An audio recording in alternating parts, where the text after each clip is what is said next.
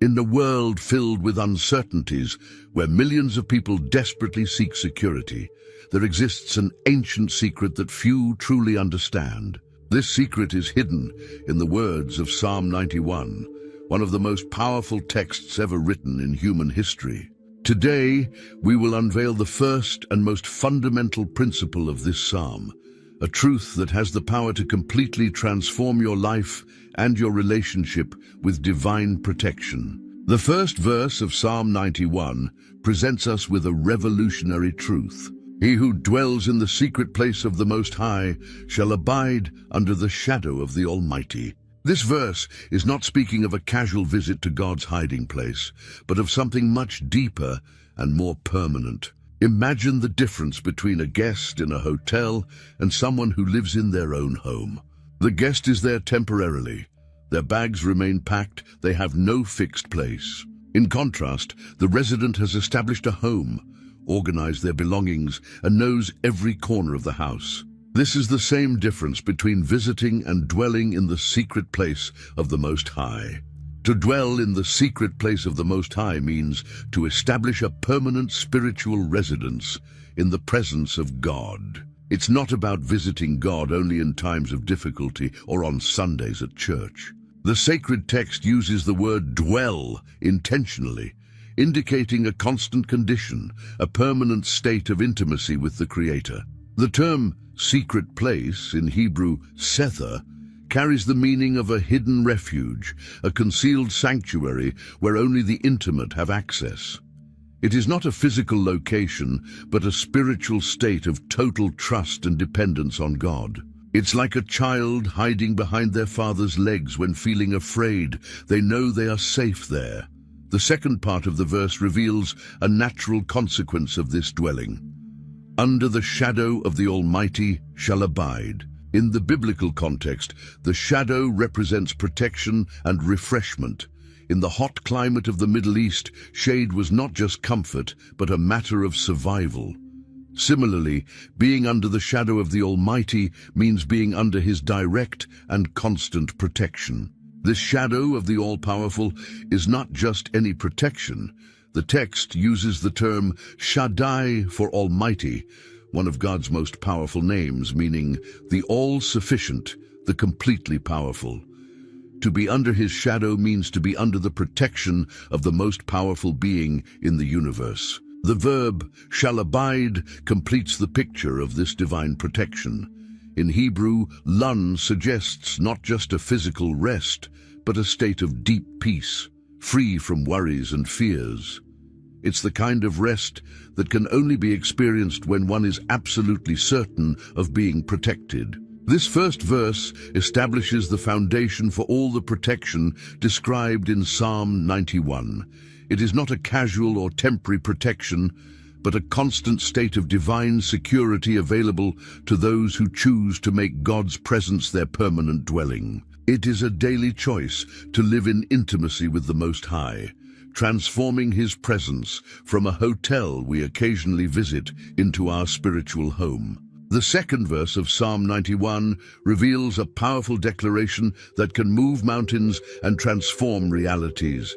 I will say of the Lord, He is my God, my refuge, my fortress, and in Him I will trust. Notice that this is not just a simple phrase, but a proclamation of faith that establishes a new level of relationship with the Creator. The text begins with, I will say, a seemingly simple word that carries extraordinary power. In the original Hebrew, amar means much more than just speaking. It is a formal declaration, an official proclamation. It's like when a king makes a decree or when a judge pronounces a sentence. These are not mere words spoken into the air, but statements that have the power to change reality. This is not a declaration made only with the lips, but a proclamation that arises from the depths of the soul. The psalmist is not merely repeating memorized words. He is expressing an unwavering conviction. It is a declaration born from personal experience with God, from an intimate knowledge of His character and His faithfulness. The text then presents three divine titles that form a triple shield of protection. The first is, My God. In the original, the word used is Elohim, which is not just a title, but a declaration of supreme power. It is the same term used in Genesis 1:1 to describe the Creator God. By declaring, "My God," the psalmist acknowledges that the Creator of the universe has become his personal God. The second title is My Refuge. The Hebrew word makseh paints the image of a fortified city where people would run for safety in times of war. It was not merely a temporary hiding place, but a location equipped with everything needed for survival. By declaring God as his refuge, the psalmist recognizes that in God he finds not only protection, but complete provision. The third title, My Fortress, uses the word Metsudah in Hebrew, which referred to a fortress built high on a mountain, virtually impregnable. It was the kind of structure that armies of that time considered impossible to conquer. This declaration recognizes God not only as a place of protection, but as an active defense against enemies. The sequence of these three titles is not random. First, we acknowledge his supremacy as God. Then, we experience his protection as a refuge. And finally, we discover his invincible strength as a fortress. It is a natural progression in our relationship with the divine. The verse concludes with, "In him I will trust." In Hebrew, batash means to trust to the point of lying down and completely relaxing. It is the trust of a child who sleeps peacefully in their father's arms without any fear. This trust is not based on favorable circumstances, but on God's unchanging character. This declaration of faith is not a magical formula that works merely because it is repeated. It is a genuine expression of trust that must be lived out daily. When we declare that God is our refuge, we must truly run to him in times of trouble. When we call him our fortress, we must remain steadfast in his protection, even when circumstances suggest otherwise. The power of this declaration lies in the truth it expresses and the faith that sustains it. These are not just beautiful words, but a proclamation that defines our spiritual position and establishes our relationship with the divine. It is a declaration that has the power to change not only our perspective, but also our spiritual reality. The third verse of Psalm 91 presents us with an extraordinary promise that brings hope in the face of life's hidden dangers. Surely, he will save you from the fowler's snare and from the deadly pestilence. This passage reveals two specific forms of protection that God offers to those who trust in him. Imagine a fowler, one who sets traps to catch birds. He carefully studies the habits of his prey, prepares traps in strategic locations, disguises them with enticing bait, and patiently waits for unsuspecting birds to fall into his snares. The fowler's snare is not visible to the birds. They only realize its existence when it's too late. In a similar way, there are spiritual traps laid in our path.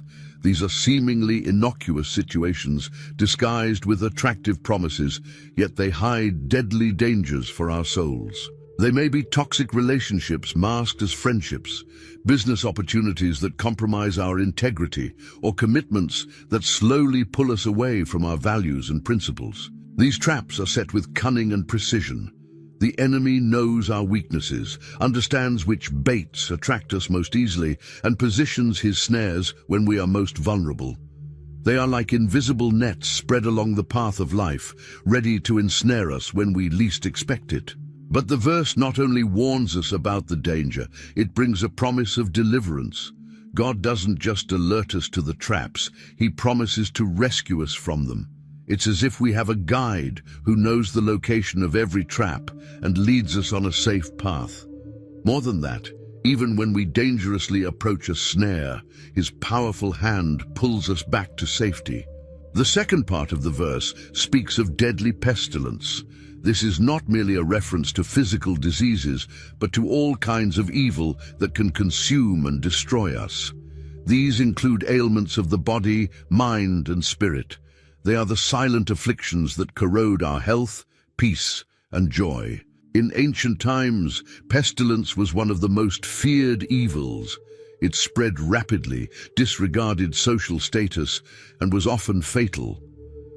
People did not understand how it transmitted, had no cure, and lived in constant fear of becoming its next victim. It was an invisible threat that loomed over every home. Today, we face our own deadly pestilences. These are illnesses that challenge modern medicine, epidemics that cross continents, and emotional disorders that affect millions.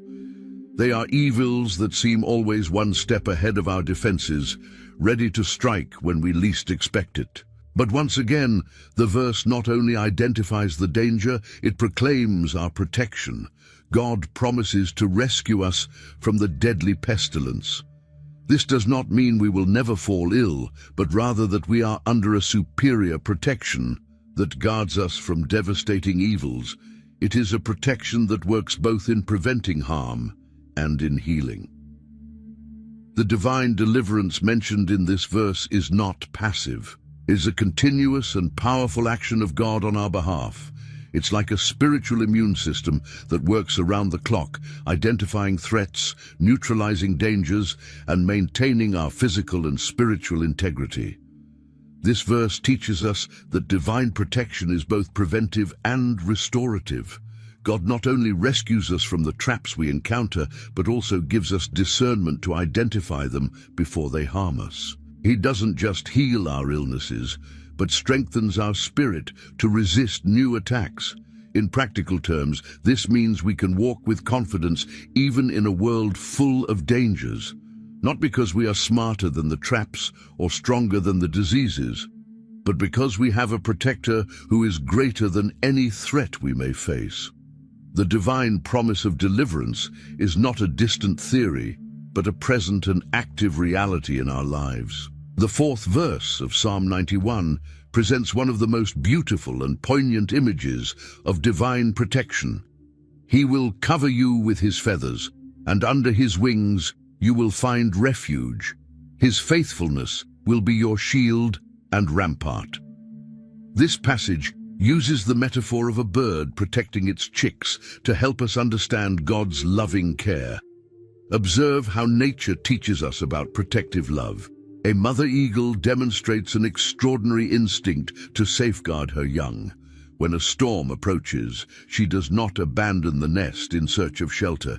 Instead, she spreads her powerful wings, covers her chicks, and faces the storm in their place. The heavy rain, hail, and violent winds batter her back, but beneath her wings, the chicks remain dry, warm, and safe. This is the first image the psalmist presents: God as a protector who uses his own body as a shield to guard us. The feathers mentioned in the text are not just any covering, they are a living, sensitive protection that responds instantly to any threat. When a predator approaches the nest, the bird not only covers her chicks, but also presses them against her body, conveying warmth and security.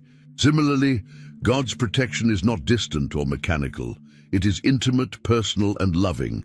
His feathers represent the closest possible care, one that not only protects, but also comforts. It's as if God envelops us not only with his strength, but with his very being, keeping us close to his heart. The second part of the verse speaks about trusting under God's wings. A bird's wings are designed not only for flight, but also for protection. They are incredibly resilient structures, capable of withstanding intense pressure and strong impacts. When spread over the chicks, they form a perfect shelter, a natural tent that offers complete protection. This trust mentioned in the text is not a fleeting emotion, but a permanent state of security. It's like the chicks who don't think twice before running under their mother's wings. It's their natural refuge, their instinctive place of safety. Likewise, God invites us to make his protection our first and most instinctive resource in times of danger. The Lord's wings are large enough to cover us completely.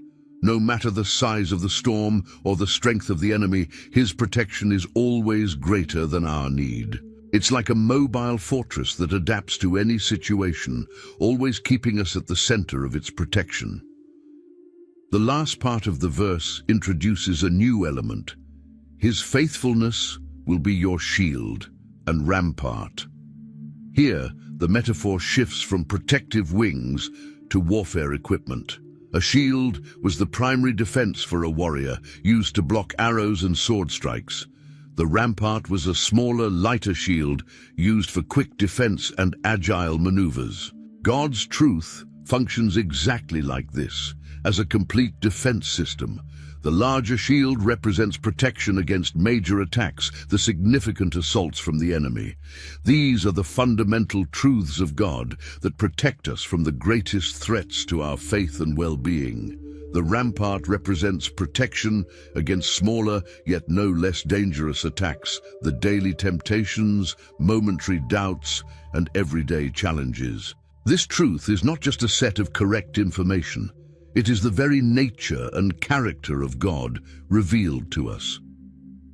When we know and believe in the truth of who God is and what He promises, our minds and hearts are shielded against lies and deception. It's like an invisible armor that surrounds us, filtering everything that tries to reach us. The beauty of this verse lies in the perfect combination of loving protection and powerful defense. God is not only our caring protector, like a bird with her chicks, but also our warrior defender, equipping us with the truth that repels every attack. It is a protection that satisfies both our need for emotional security and our need for spiritual strength. Verses 5 and 6 of Psalm 91 reveal a protection that knows no breaks or rest. You will not fear the terror of the night, nor the arrow that flies by day, nor the pestilence that stalks in darkness, nor the destruction that lays waste at noonday. This passage presents a complete cycle of protection, covering every moment of day and night. The text begins by addressing the terror of the night. Darkness has always been a time of vulnerability for humanity. It is when our eyes can't clearly discern dangers, when sounds seem more threatening, and our imagination can become our worst enemy. In ancient times, night was especially feared. Without electric lighting, people were truly engulfed in darkness, exposed to both real and imagined dangers. This nighttime terror refers not only to physical threats, but also to fears that seem to gain strength when everything is dark and silent. It's the worries that keep us awake, the anxieties that disturb our sleep, the nightmares that haunt our rest. These are the moments when problems appear larger and solutions seem further away. But the text does not stop there. It continues by mentioning the arrow that flies by day. If the night brings hidden dangers, daytime presents visible threats. The arrow represents direct attacks, those we can see coming but not always avoid. These are open conflicts, declared persecutions, and outright opposition we face on our journey. These arrows can come in the form of cutting words, hostile actions, or situations that seemingly target us for harm. They are like projectiles cutting through the air towards us, carrying the intent to inflict damage. They could be unjust criticisms at work, betrayals by trusted individuals, or obstacles that arise just when we thought we were making progress. The pestilence that stalks in darkness symbolizes threats that move stealthily, spreading unnoticed until it's too late. They are like invisible viruses multiplying quietly, corrupting and destroying without warning. They might be negative influences that slowly undermine our faith, harmful habits that gradually weaken our resolve, or toxic relationships that gradually poison our souls. The destruction that lays waste at noonday is perhaps the most surprising of threats. It strikes at the moment when the light is strongest, when we usually feel safest. It's like a disaster occurring in broad daylight, a calamity that doesn't bother to hide. These are the blows that come when we least expect them, the tragedies that happen during seemingly tranquil moments. However, the central point of these verses is not the threats themselves, but the promise that we do not need to fear them. Notice that the text begins with, "You will not fear." This is not a suggestion or advice. It's a firm declaration. The absence of fear is not based on our courage or ability, but on the assurance of divine protection surrounding us. This protection is complete in its temporal cycle, night and day, darkness and noonday light. There is no moment in the day when we are outside of this protective cover. It's like having a divine bodyguard who never takes a break, never dozes off, and never gets distracted. While we sleep, he watches. While we work, he protects. While we rest, he stands guard. The promise is not that these threats will cease to exist, but that we do not have to live dominated by fear of them. It's like having such a strong immune system that, even amidst an epidemic, we can maintain calm and confidence. It's not a protection that isolates us from the world, but one that enables us to navigate its dangers with safety and peace. This absence of fear is one of the greatest testimonies to the reality of divine protection in our lives. When we truly understand and experience this protection, our natural response to threats changes. Instead of panic, we experience peace. Instead of anxiety, we feel security. Instead of fleeing, we stand firm, knowing we are guarded by a power greater than any threat. The 7 and 8 of Psalm 91 present one of the most extraordinary promises of divine protection. 1,000 may fall at your side, and 10,000 at your right hand, but it shall not come near you. Only with your eyes shall you look and see the reward of the wicked. This passage reveals a level of protection that defies human logic and demonstrates God's supernatural power amidst chaos. Imagine yourself at the center of a battlefield, where danger is not a distant possibility, but an immediate and overwhelming reality. To your left, 1,000 people fall. To your right, 10,000 succumb. These numbers are not chosen at random. They represent an increasing proportion of threat and destruction. 1,000 is already an impressive number, but 10,000 is absolutely staggering. It's as if the danger is increasing exponentially, creating a scenario of total devastation. This image speaks not only of physical wars, but also represents any situation of widespread chaos, an economic crisis, devastating businesses, a pandemic affecting entire populations, or a natural disaster that does not discriminate among its victims. These are the moments when the statistics are so terrifying that survival seems practically impossible. The text paints a picture of extreme danger, where destruction is not selective. 1,000 falling signifies a significant calamity, but 10,000 suggests a catastrophe of epic proportions.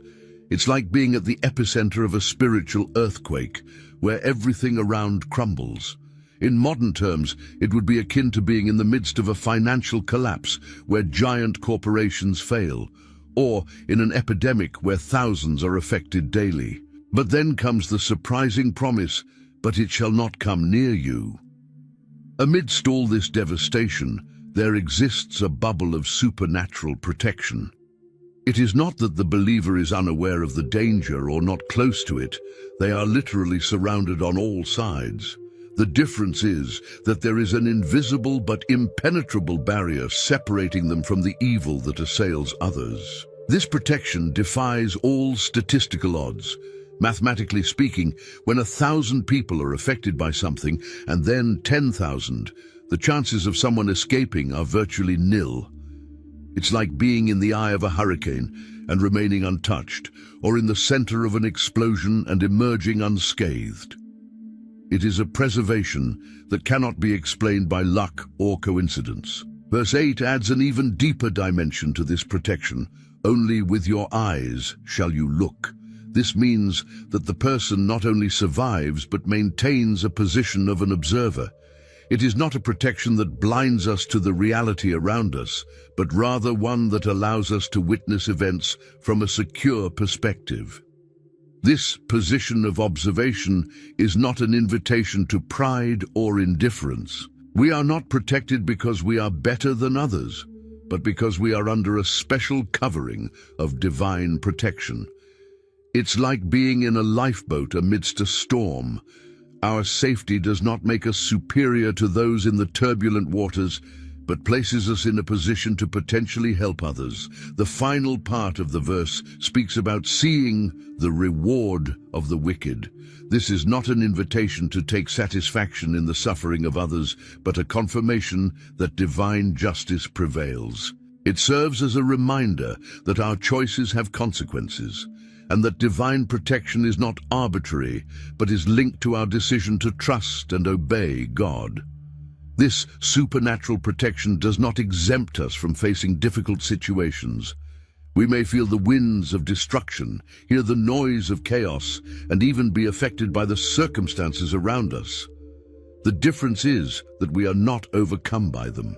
It's like having an invisible shield that does not prevent us from seeing or feeling the battle, but keeps us safe amidst it. The promise of these verses is especially comforting in times of global crisis, when the numbers of those affected by various calamities seem to rise exponentially. It reminds us that divine protection does not depend on favorable circumstances, but operates especially amidst chaos. It is a guarantee that, even when everything around seems to crumble, we can remain steadfast in the certainty of divine protection. Verses 9 and 10 of Psalm 91 offer a profound revelation about the nature of divine protection. Because you, O Lord, are my refuge. In the Most High you have made your dwelling. No evil shall befall you, nor shall any plague come near your tent. This passage shows us that divine protection is not automatic. It is closely tied to a personal choice. Notice how the text begins with a declaration of choice. Because you, O Lord, are my refuge. This is not a divine imposition, but a conscious decision made by the psalmist. It is akin to choosing which shelter we will seek during a storm. We can opt for a fragile shelter built by human hands, or choose the eternal rock that is God Himself. This choice is not made just once, but needs to be renewed daily. It is like building a house. It's not enough to just lay the foundation. We must continue to build, maintain, and dwell within it.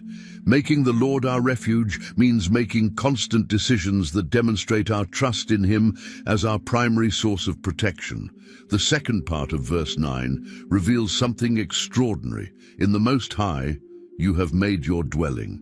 Note the reciprocity in this relationship. Not only do we choose God as our refuge, but we also make Him our permanent home. It is a two-way street. The more we dwell in Him, the more His presence becomes real in our lives. This dwelling in the Most High is not an abstract concept. It is a practical reality that manifests in our daily choices, our priorities, and how we handle challenges. It is like having a fixed spiritual address. We know exactly where to find security when problems arise. When we make the Most High our dwelling, we are essentially declaring that He is our first and foremost reference in everything. He is not just a place we run to in times of crisis, but where we live permanently. It is akin to having our house built upon the highest and safest rock in the universe. Verse 10 then presents an absolutely extraordinary promise. No evil shall befall you. This is a categorical statement that seems to challenge our common life experience. How can anyone be completely free from all evil? The key lies in understanding that this protection does not exempt us from difficulties, but guarantees that no evil will have the power to destroy us. This promise extends even further. Nor shall any plague come near your tent. The tent represents our living space, our sphere of influence, our family circle. It is a protection that not only applies to us, but also extends to everything under our care. It is like having a divine force field that protects not just our person, but our entire territory. It is important to note that this total protection is directly linked to the two conditions mentioned earlier, making the Lord our refuge and the Most High our dwelling. It is not a promise thrown into the air. It is grounded in a deep and ongoing relationship with God. The promised protection is comprehensive. No evil means just that.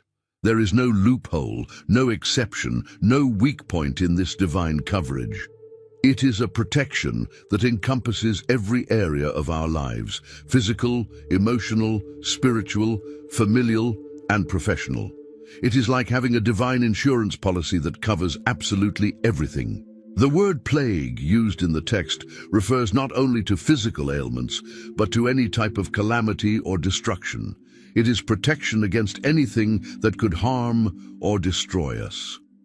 When we are truly dwelling in the Most High, there exists a supernatural barrier that prevents these destructive forces from reaching us. This dual promise of protection against evil and against plagues forms a complete shield around our lives. It is like having a perfect spiritual immune system that identifies and neutralizes any threat before it can cause us real harm. This does not mean we won't be attacked, but it does mean that no attack will succeed in destroying us. Verses 11 and 12 of Psalm 91 reveal a fascinating aspect of divine protection. For he will command his angels concerning you to guard you in all your ways.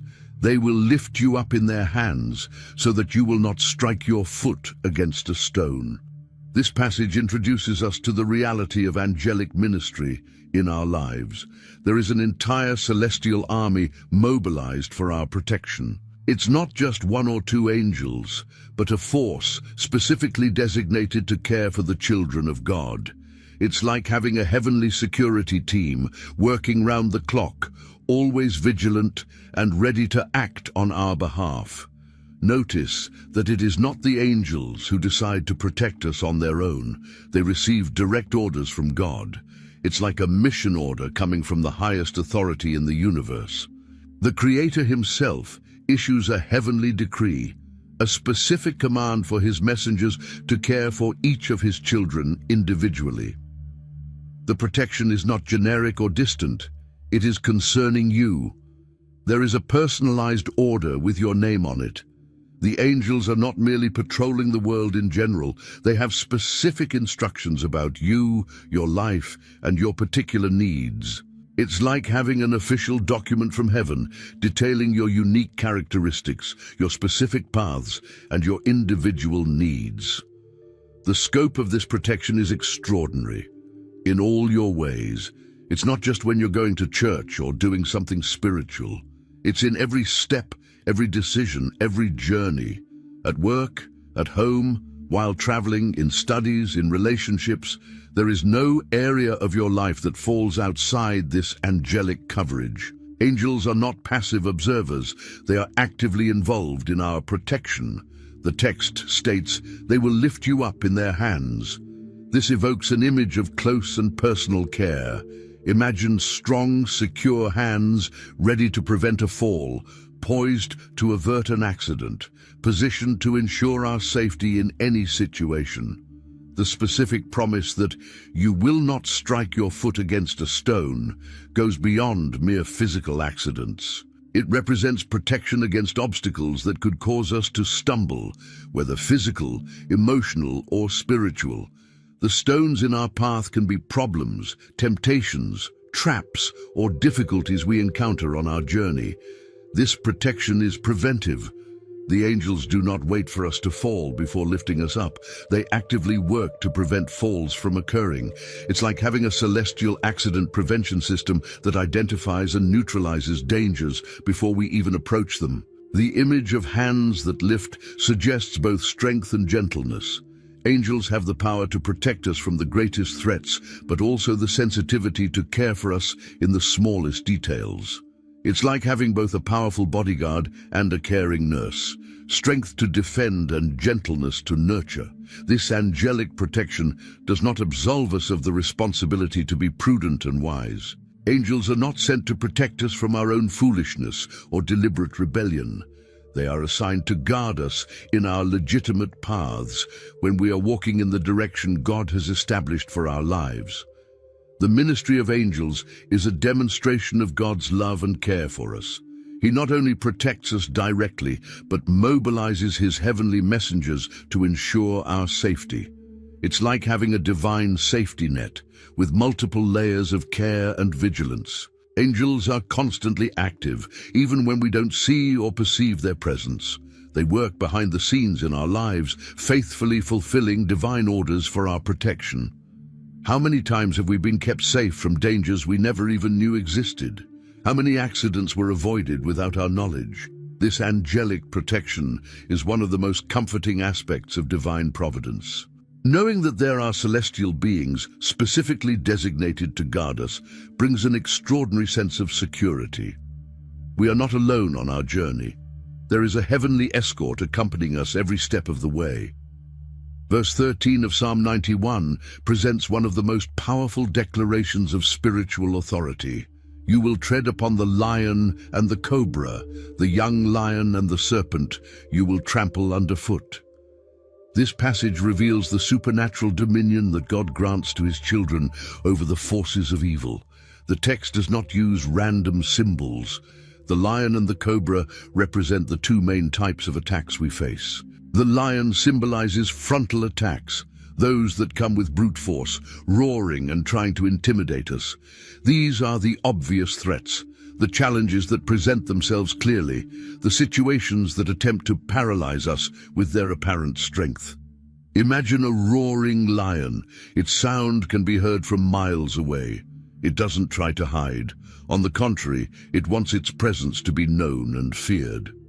Similarly, there are adversities in our lives that manifest openly, trying to paralyze us with fear. They can be threats to our health, our jobs, our families, or any area the enemy seeks to attack directly.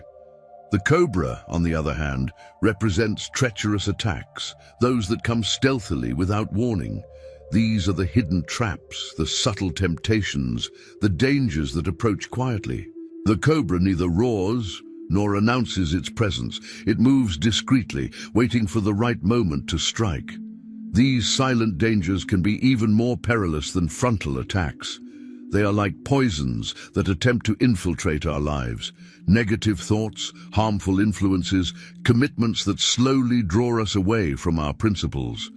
They are those small concessions that, if not identified and neutralized, can cause great destruction. But notice the promise of the text.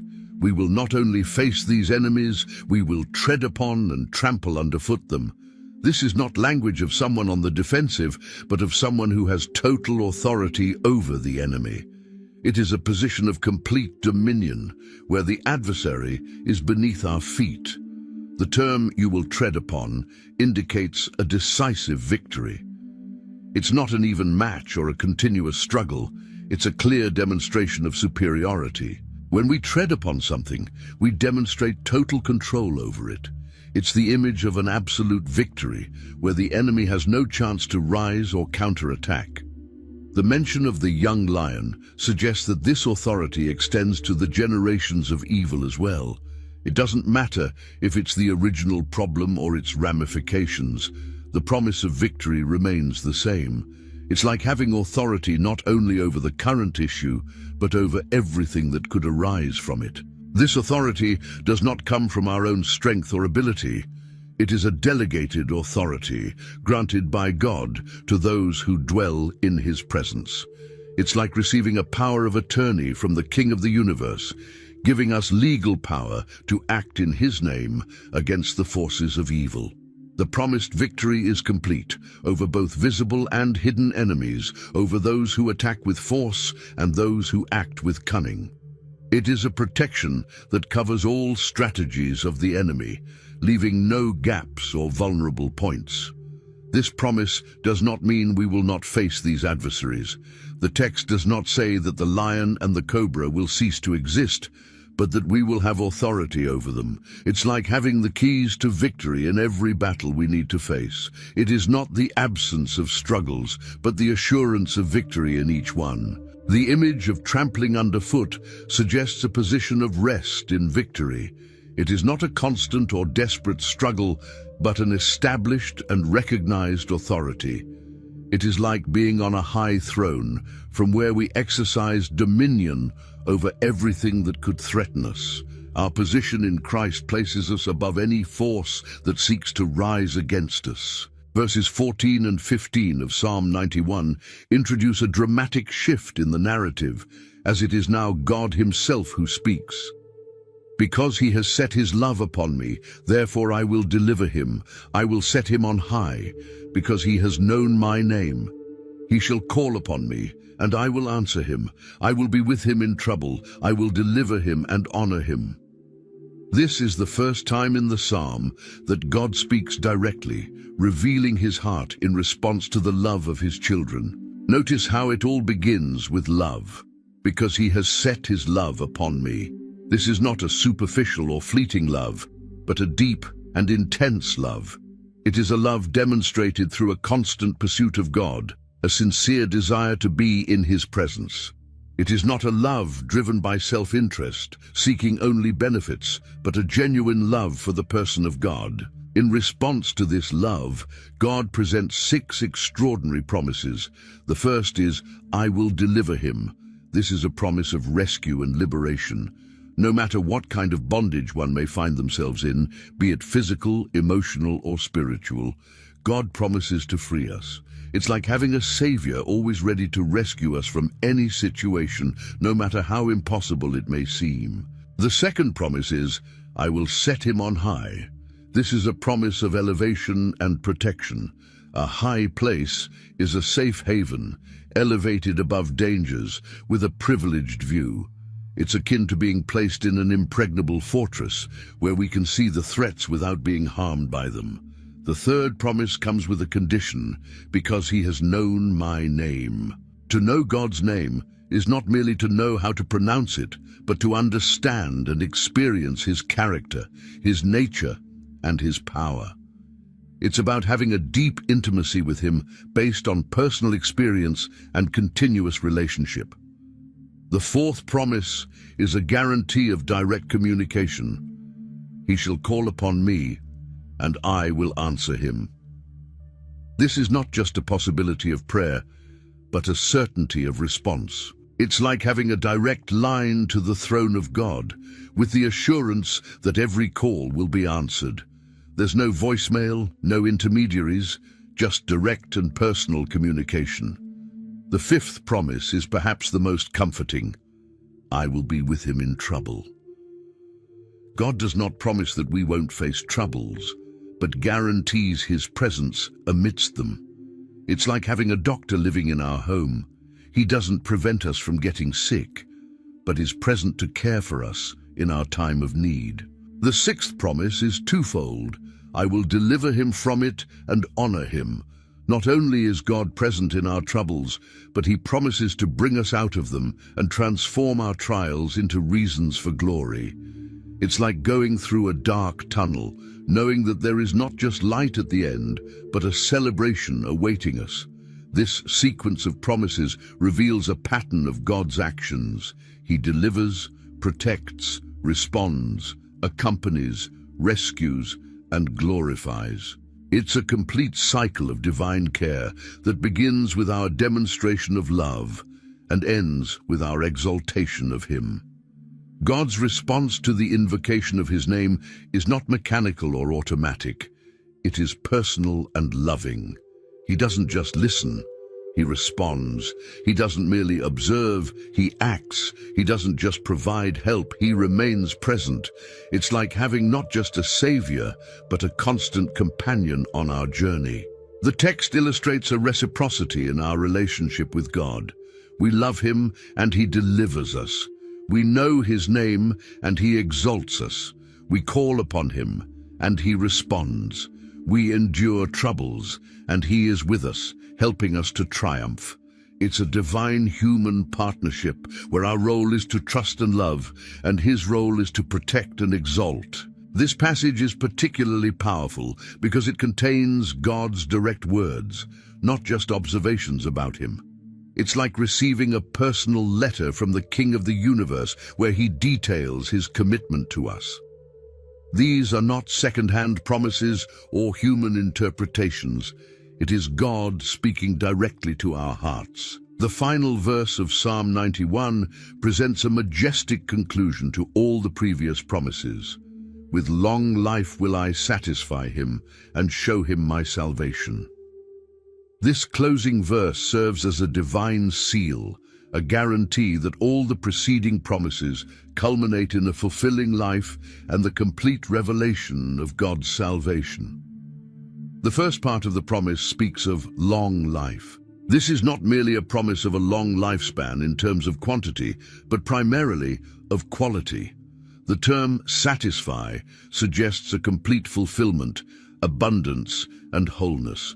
It's akin to sitting at a lavish table where there is no scarcity, where every need is abundantly met. This promise of a bountiful life goes beyond the simple extension of living time. It concerns days filled with meaning, purpose, and fulfillment. These are not just days added to the calendar, but days overflowing with God's presence and blessings. It's like having not just a full cup, but one that overflows with life. The promised satisfaction is comprehensive, not just in certain areas, but across all aspects of life. It is a promise of fullness that encompasses our entire existence, physical, emotional, spiritual, and relational. Like a banquet, where each dish is carefully prepared for our total satisfaction. The second part of the verse brings an even more extraordinary promise, and show him my salvation. This is not merely a theoretical or distant salvation, but a personal demonstration of God's saving power. It's like having a personal guide who not only talks about the way, but leads us through it. This revelation of salvation is progressive and experiential. God promises not only to save us, but to show us his salvation, allowing us to experience and understand every aspect of it. It's like unwrapping a precious gift, discovering new layers of grace with each moment. The word show indicates a personal and direct revelation. It's not something we merely hear about or read concerning, but something God himself allows us to experience and comprehend. It's akin to having the very author of a book explain each chapter of his work to us personally. This final promise ties together all the protections and blessings mentioned earlier in the psalm. It's as if God is saying, in addition to protecting you from all harm, guarding you in all your ways, and delivering you from traps, I will grant you a long and satisfying life and help you fully understand my salvation. The order of the promises is significant. First, abundant life, then the revelation of salvation. It's as if God desires us to experience his goodness in our daily lives as a foretaste of his eternal salvation. Our earthly experience of his protection and provision points to a greater reality of his complete salvation. This final promise is both present and future. It begins to be fulfilled in our lives, here and now, but it points to an even more complete realization in eternity. It's like having a taste of something that will be fully enjoyed in the future. The psalm concludes on a note of hope and expectation. Not only do we receive protection and blessings in the present, but we also have the assurance of a glorious future where we will see God's salvation in its fullness. It is the perfect ending to a psalm that begins with protection and culminates in complete satisfaction. It is significant that the psalm ends with the word salvation. After speaking of protection from dangers, deliverance from evils, the presence of angels and victory over enemies, everything culminates in the greatest of all blessings, God's salvation. It's like a symphony that builds in intensity until reaching its most majestic final chord. You've just uncovered one of the most powerful secrets of the Bible. Psalm 91 is not just an ancient text, it's a living promise for you today. Take a moment to think. How many times have you felt vulnerable, unprotected, or fearful about the future? This psalm is your assurance of divine protection. But now comes the most important question. What will you do with this knowledge? Will you continue living the same way, or will you start truly dwelling in the secret place of the Most High? The choice is yours, and it can completely change your life. Imagine living without fear, having absolute certainty of God's protection in every area of your life. This can be your reality starting today. The same God who inspired this psalm is alive and wants to be your personal protector. If this video touched your heart and brought light into your life, don't keep this blessing to yourself. Share it with someone you know who needs protection and security. Sometimes a simple share can change someone's life. Click the subscribe button now and turn on the notification bell. Every week we bring you deep revelations like this, uncovering the most powerful secrets of God's word for your life. And don't forget to leave a comment about which verse from Psalm 91 touched your heart the most. Your experience can strengthen the faith of many. We'll see you in the next video, and remember, you are not alone. The Most High is your refuge and fortress.